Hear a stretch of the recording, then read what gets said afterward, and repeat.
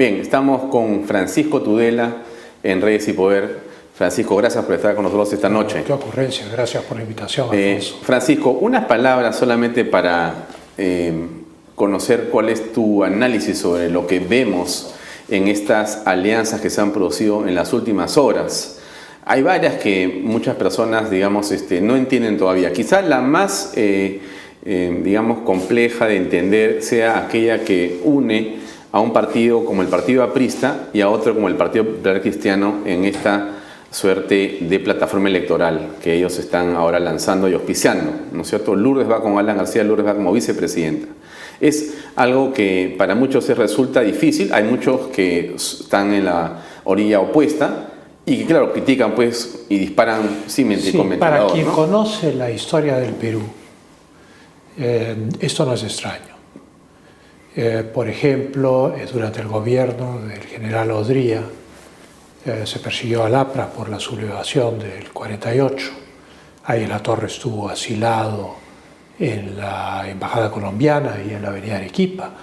Pero luego, para la elección en la cual Fernando Belaúnde salió elegido, se produjo en su primer gobierno, el APRA y el odriismo formaron una coalición, que era la coalición APRA-1, o sea, los antiguos enemigos confluyeron en base a lo que ellos consideraban sus intereses comunes en una candidatura común que enfrentó la de Fernando Belaúnde. De la misma manera, en la Asamblea Constituyente del 78-79, definitivamente hubo un nivel de colaboración, no de alianza, pero sí de colaboración muy alto entre el APRA y el PPC. Al punto que el doctor Boyarríez declinó ser él el presidente de la Asamblea y se la cedió para que sea la promulgación a Víctor Raúl Aya de la Torre, un acto que enaltece pues, al Tucán de una manera Así es. muy interesante. Pero ¿no? eso es el canto del cisne de la vieja política peruana.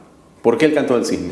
Porque, digamos, era un mundo en el cual todavía las formas políticas existían y se presuponía que los políticos actuaban por desinterés. Hoy, naturalmente, nadie es tan ingenuo, como dijo un expresidente, para creer que las motivaciones de la política sean desinteresadas. Otro ejemplo interesante, pero ya en el plano contrario, es la coalición Acción Popular PPC-Vargas Llosa contra el APRA, una enemistad feroz en la elección de 1990. El Fredemo. El Fredemo, que era PPC, Acción Popular y Vargas Llosa. Y Libertad, los vargasllosistas. Entonces, este frente, PPC, que había sido colaborador del APRA en la Asamblea Constituyente, deviene enemigo del APRA en esta elección de 1990. Y sin embargo, en las elecciones posteriores hemos visto siempre que las posiciones no han sido constantes. De tal manera que pretender de que existen ideologías en los partidos peruanos del siglo XXI es, digamos, una ilusión, no es real, no hay nada que los diferencie. Los puede diferenciar su historia, tuvieron ideologías en el siglo XX. Hoy a mí me da la impresión que no tienen ninguna creencia particular excepto la ambición de gobernar el Perú. ¿Tú ves esa ambición en esta plataforma electoral? En todas. ¿En todas? En todas. No veo, digamos, una visión del país y una visión del mundo que los diferencie claramente a unos de otros. Digamos que desde el punto de vista ideológico el ambiente es más o menos monocorde. Y una pregunta que nos han hecho insistentemente por las redes sociales con respecto de tu participación política en este proceso que está por, digamos, ya empezar o que ya empezó. Francisco Tudela, que es una persona conocida en el ambiente político ampliamente, has tenido una serie de cargos que yo mencionaba al principio, ¿va a participar de algún modo en la campaña que viene como miembro de algún partido o movimiento político? Yo soy un observador solitario. No he asumido ningún compromiso político con ninguna de las fuerzas que están hoy compitiendo por el poder. Por lo tanto, tampoco he recibido en ese sentido ningún ofrecimiento, ni he buscado yo a nadie. Es decir, tú no vas a estar en ninguna lista congresal, ni como parte de ningún equipo técnico cerca de ningún movimiento de los que están. Definitivamente no. Bien, ahora, mirando el panorama político, y hemos hablado de esa alianza política específicamente, ¿cómo ves en general las cosas en el país en este momento, Pancho? Bueno, encuentro que hay una coyuntura internacional que no es buena para el Perú. El Perú es un país exportador de materias primas, esencialmente de minerales. Los productos agrícolas no están en una crisis tan grave como los metales. Y entonces el mercado internacional de nuestras principales exportaciones está fuertemente golpeado. Y además, como hay una desconfianza, eso implica que la gente no invierte en el Perú.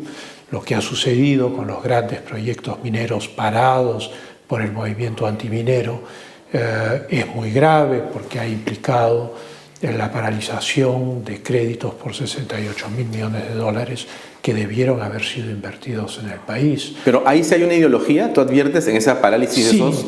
Sí, ahí advierto en lo que podríamos llamar la extrema izquierda, en lo que es la extrema izquierda, que no es otra cosa que el marxismo del siglo XX, reciclado, como ya no hay proletariado debido a los fenómenos de la informática, los nuevos modos de producción, ya no hay trabajo muscular o casi no lo hay, entonces ya el marxismo ha tenido que abandonar la tesis de que es la vanguardia del proletariado y ahora es la vanguardia de la ecología. Están detrás de la ecología, ahí están metidos los marxistas. Lo que ellos necesitan es un pretexto para poder expropiar a sus enemigos de clase, como dicen ellos, a la burguesía.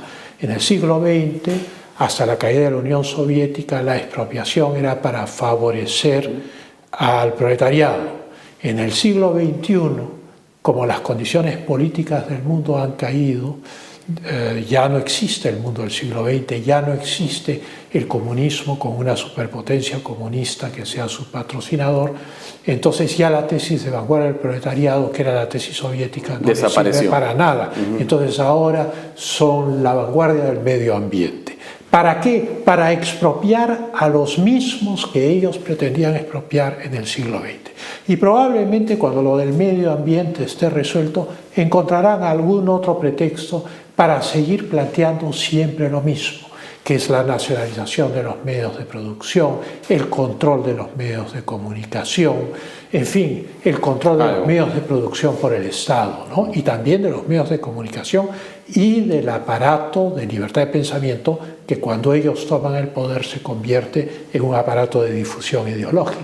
Ahora, ¿tú crees que esa falta de visión sobre las cosas y la realidad... No es una falta de visión, es una convicción totalitaria que muta y se va adaptando a las distintas circunstancias políticas por las cuales atraviesa el mundo. Pero esa convicción que tú señalas no tiene un asidero popular. Las encuestas no le dan en el caso del Perú es una visión equivocada, ¿no? El pueblo peruano rechaza eso, todas las encuestas lo dicen. Lo que el pueblo peruano quiere es tener propiedad, lo que el pueblo peruano quiere es tener su casa, su negocio, progresar, que sus hijos tengan una mejor educación, que vayan a la universidad, y por lo tanto el ideal está completamente alejado de estos ex-senderistas, ex-MRTA, ex-vanguardia revolucionaria o vanguardia revolucionaria, Patria Roja, y todo ese conglomerado que Ricardo Letts llamó en un libro la galaxia del Partido Comunista.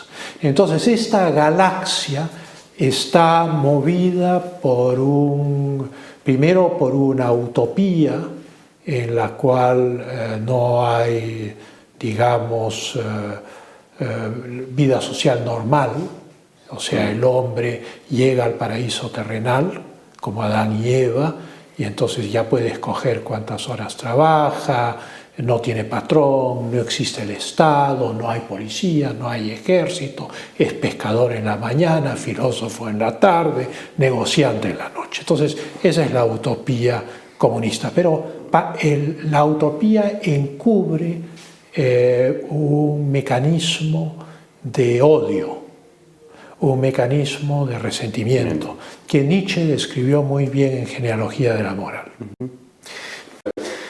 Pancho, en el Perú la pésima gestión de Villarán en la alcaldía de Lima y de Humala en el gobierno ha traído como consecuencia esta visión, esta percepción de la gente que la izquierda no sabe gobernar. En Argentina ha pasado lo mismo con Cristina Kirchner y ha ganado Mauricio Macri, y lo que ha ocurrido en Venezuela es tremendo, lo hemos visto en casi 12 años, y ha ganado la oposición. ¿Qué está pasando en el contexto latinoamericano con respecto del chavismo? ¿Terminó eso? El llamado socialismo del siglo XXI era un fenómeno retórico, no era un fenómeno, digamos, de una estructura política organizada, sistemática, como eran los socialismos y marxismos, digamos, entre 1960 y 1980 alrededor del mundo. De tal manera que estamos frente a un socialismo caótico que no tiene agenda ni prioridades y que por lo tanto implica simplemente una retórica agresiva que aumenta la conflictividad social y la dilapidación de los fondos públicos, o sea, el populismo, bajo el argumento que es redistribución. Pero es una redistribución, digamos, ilusoria, porque la fuente del dinero que redistribuyen son los impuestos, que también lo paga el pueblo que recibe, los sectores sociales que reciben estos subsidios o estos fondos públicos. ¿Por qué? Porque los impuestos que más recaudan en el mundo hoy en día son los impuestos indirectos. El IGB o IVA, los impuestos selectivos al consumo, los impuestos a los combustibles, que todo el mundo paga por igual, y es una minoría la que paga impuesto a la renta. Y entonces es un populismo hipócrita, porque los fondos públicos los obtiene de ese mismo pueblo al cual teóricamente le está redistribuyendo los fondos públicos. Es un círculo vicioso. Y el Estado no genera riqueza, la toma de otros, la toma de la empresa, la toma de quienes pagan impuesto a la renta, de quienes tributan, pero también la toma de la totalidad de la población, que paga impuesto general a las ventas, que paga selectivo al consumo, que paga impuesto a los combustibles y una serie de impuestos que están escondidos en los precios que nosotros pagamos al comprar cualquier cosa, sea una Coca-Cola, sea llenar el tanque de gasolina, sea comprarse un sándwich. ¿Esta retórica terminó? Esta retórica ha terminado primero porque después de 15 años ya no puede ofrecer nada. Se ha gastado, digamos, se ha convertido desde el punto de vista de la política, politiquera, del efectismo, se ha convertido en un disco rayado. Y luego su colapso en América Latina coincide extrañamente con la muerte de Chávez, hace 2 años. Entonces muere Chávez y luego pasa un tiempo y viene el desplome de los precios del petróleo. Y entonces se ve que los distintos gobiernos del movimiento bolivariano, que se autodenomina el socialismo del siglo XXI, van tomando cada uno un camino incierto y diferente. Luego estallan los gigantescos escándalos de corrupción en la Argentina y en el Brasil, sobre todo el escándalo de Petrobras, en el cual se desviaba un porcentaje importante del precio de las ventas de petróleo para el Partido de los Trabajadores y para la política del gobierno, el mensalao por el cual durante años el gobierno de Lula pagó a un sector de la oposición, le dio un sobresueldo para que votaran a favor de los proyectos del gobierno.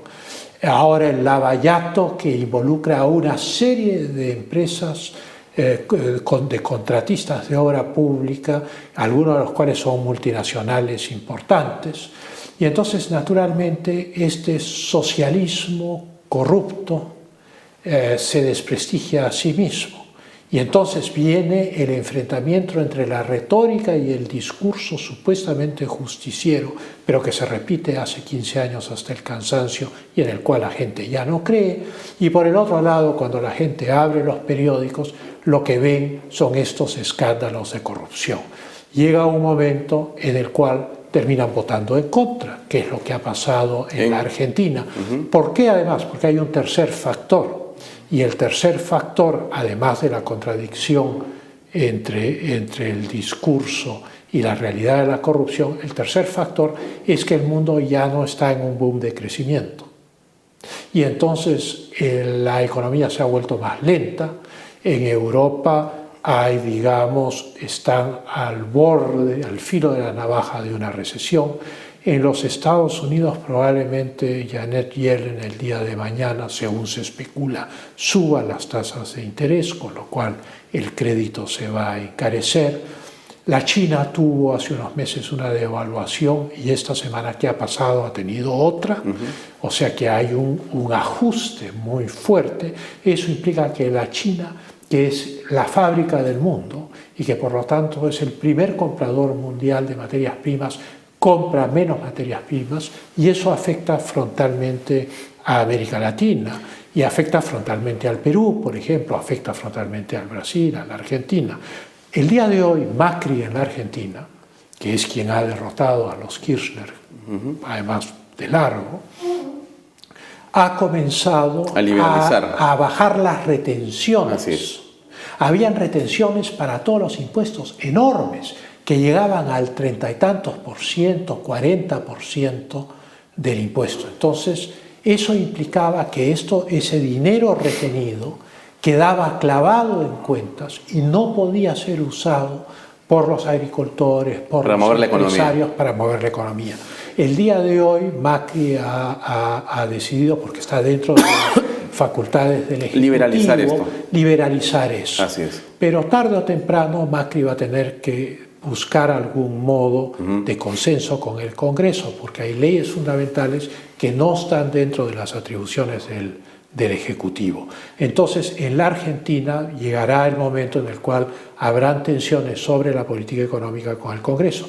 Y en Venezuela, Lilian Tintori se ha parado hoy día con una cartela a decir que tiene que liberar y le pide que lo amnistíen, de una vez lo liberen a su esposo, le pidió a Maduro. Políticos así es, son 70 y tantos creo los presos políticos. Pero el tema va más allá. La situación de Venezuela es la siguiente. Al tener 112 escaños en un Congreso de 167 pueden cambiar la Constitución, si no me equivoco. Pueden hacer lo que quieran.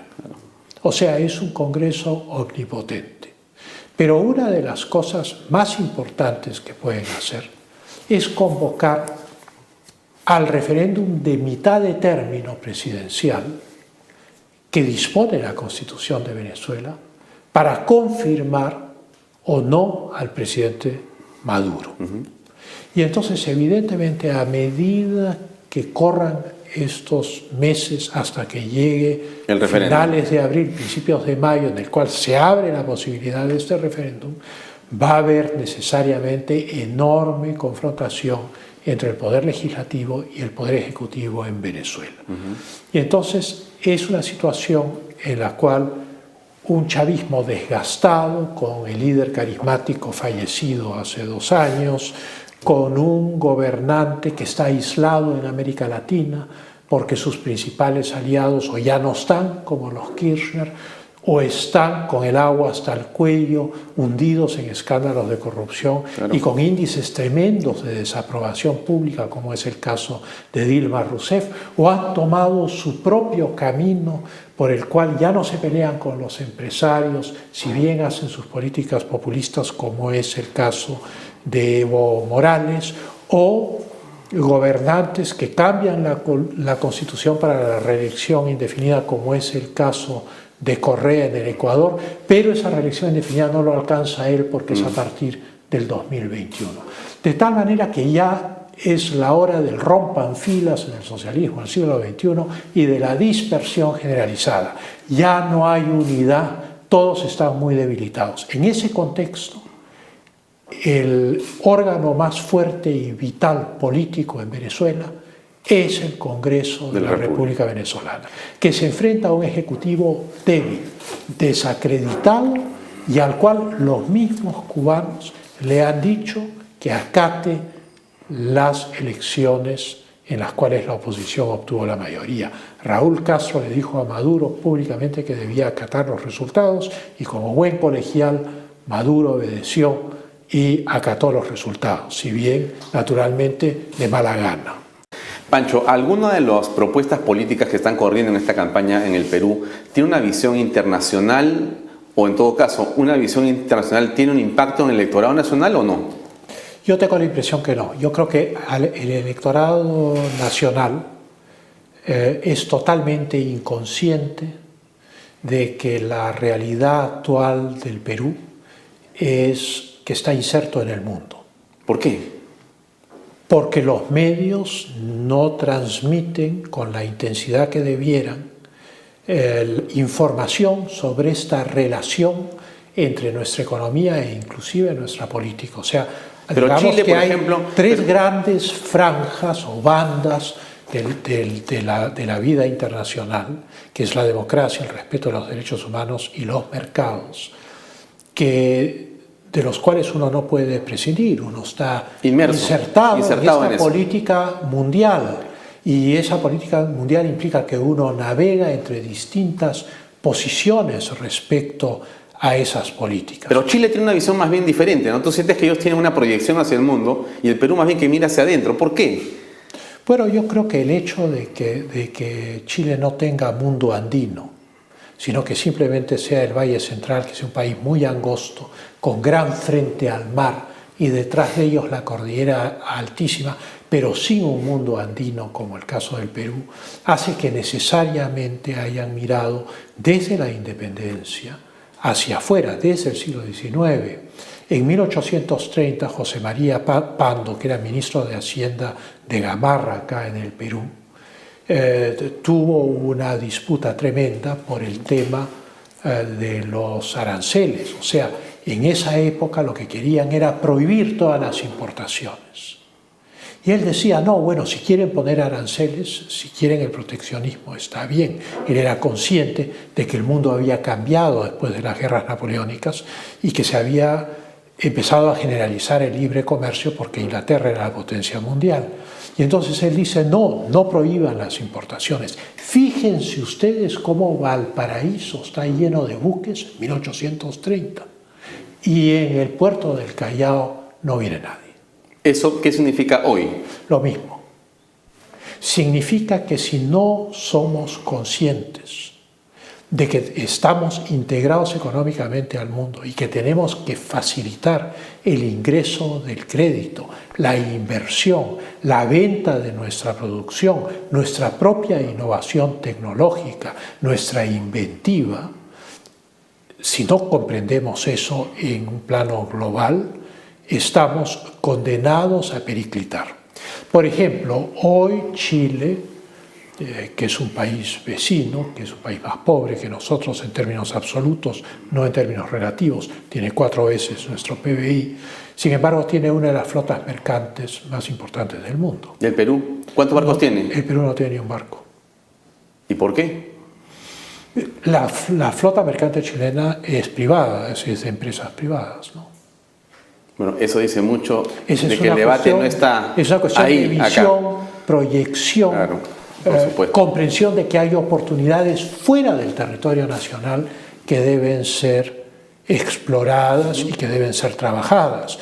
En el caso de la mentalidad, sobre todo de la clase política peruana y también, por desgracia, de mucha gente de los medios, lo que ocurre es que están centrados únicamente en lo que ocurre en el país y no son conscientes de esta realidad exterior que en el fondo va a determinar nuestros puntos de crecimiento o va a determinar nuestra navegación política en el futuro. Tenemos una Entonces, visión cortísima de las cosas. sí, claro, es como si en el norte existieran unos manglares a través de los cuales no se puede atravesar, en el sur unos desiertos hirvientes, en el este unas selvas y en el mar de Grao, ahí donde termina en la milla 200, una gran catarata con dragones abajo. Y entonces, naturalmente, esta visión absolutamente autárquica de la existencia política en el Perú, que es histórica, no es de ahora. Yo diría que básicamente solo en la época del Imperio Español hubo una conciencia de interconexión global. Acá se acuñaba la moneda que iba a todo el Imperio Español, que iba a Filipinas como iba a España, en fin. Qué increíble, después de tantos siglos estamos... Pero la con menos visión. República fue perdiendo esta visión global. Una pena, realmente. Y el Tahuantinsuyo, por las razones históricas que todo el mundo conoce, pues estaba aislado completamente del mundo. Por ejemplo, los españoles ya habían llegado a las costas de Colombia y estaban en Panamá, y sin embargo Huayna Cápac murió sin jamás tener noticia de que esta gente ya estaba ahí. Pancho, gracias por tu presencia esta noche. Muchas gracias, Alfonso. Amigos, vamos a una pausa. Ahí termina el programa. Nos vemos mañana 8 en punto de la noche en otra edición de Redes y Poder. Muchas gracias.